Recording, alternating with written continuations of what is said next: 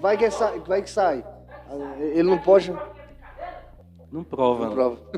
Exatamente. Justamente. Não prova. Você jamais vai apagar isso ali. Então é justamente isso. Tem muita gente, o Brasil é o país da impunidade. Depende. Sobre qual ponto de vista a gente analisa, né? Porque há situações, justamente isso, esses pontos de pessoas serem condenadas. Eu estudo muito sobre isso e eu escrevo artigos sobre essa questão, não é? Da situação das pessoas que foram condenadas inocentemente. E o índice não é pouco.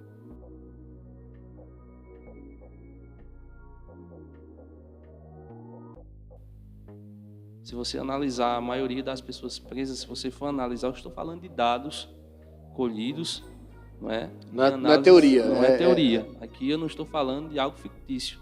A maioria é negro, pobre e que reside em lugares periféricos. Então, a própria estrutura social, ela, de alguma forma, pende para isso, não é? Então... Pende para... Tem que ter um culpado? Tem que ter um culpado. Tem que ter um culpado. Não importa quem... Tem que ter um culpado. Tem que ter um rosto para dizer assim, foi ele. A maioria foi feito um estudo sobre as pessoas que estão reclusas e a maioria são justamente crimes de furto, e às vezes furtos bem menores do que a gente se deparou no cenário político que a gente viu, né? Em determinadas situações de pessoas confessantes que surrupiaram os valores exorbitantes e há um tratamento simétrico, né? Assimétrico em relação ao indivíduo que muitas vezes, e com isso eu não estou dizendo que eu sou a favor, né? Porque furto é furto, mas se a gente for guardar as proporções, por exemplo, de alguém que vai furtar milhões de uma nação em que poderiam esses valores serem destinados à educação, saúde, é a mesma coisa, você está puxando gatilho.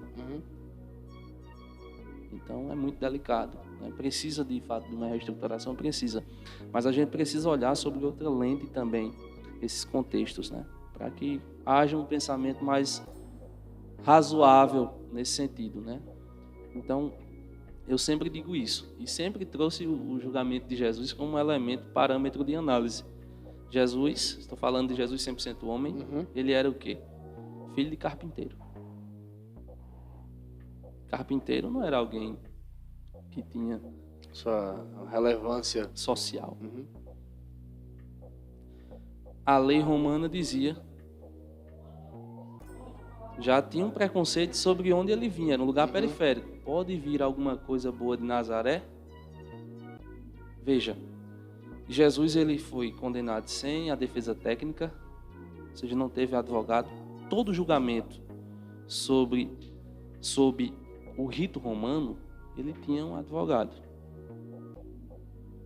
Tanto é que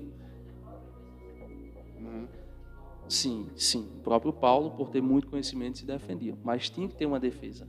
E os romanos tinham que estabelecer uma defesa técnica, ele não teve. Né? Teve vários julgamentos, né? Mudança de competências, ou seja, Herodes não era competente, daqui a pouco foi para julgar Jesus e Barrabás para o povo escolher. Né? Pilatos lavou a mão e o povo escolheu Barrabás. E Jesus foi condenado. Ou seja, totalmente contrário ao que a lei dizia para ser feito. Ao que fazia. Mas como Jesus vinha de uma família simples, muito embora tivesse muita influência com o povo por tudo que ele, né, fazia, porque as multidões lhe acompanhavam, mas se você notar, a prisão dele foi feita ou executada durante uma festa chamada Festa do Cefé, em que todas as famílias ficavam dentro de casa e ele estava em um local que não podia ser invadido pelos militares da época, romanos, não é? Porque ele estava no Monte das Oliveiras. E o Monte das Oliveiras é um lugar de trabalho.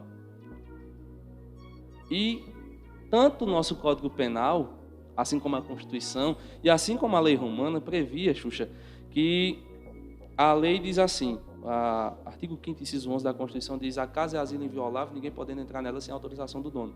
O Código Penal, no artigo 150, no parágrafo 4º, ele vai estender a casa como local de trabalho também, ou seja, lá era um local onde os discípulos trabalhavam. Automaticamente, a invasão lá significava invasão ao trabalho, invasão domiciliar, onde não poderia ser executada a prisão. Mas se eles não executassem dessa maneira, devido ao povo, né, devido a tudo que Jesus tinha feito, o povo não ia deixar. Então foi tudo arbitrado para fazer uma condenação injusta. Mas como Jesus vinha de uma família simples e não tinha tanta influência social, ele foi condenado. Então, esse reflexo e essa reflexão eu trago para os dias de hoje, para a minha advocacia, para entender o contexto social. Não é? Porque nem sempre é condena, depende, você tem que analisar. E aí é onde entra a figura do advogado. Aí é onde entra a figura do criminalista, que por muitos não é entendido. Né? Muitas pessoas dizem, não, só quer o dinheiro, só quer... Não, mas não é isso. A gente se envolve nos casos. Né?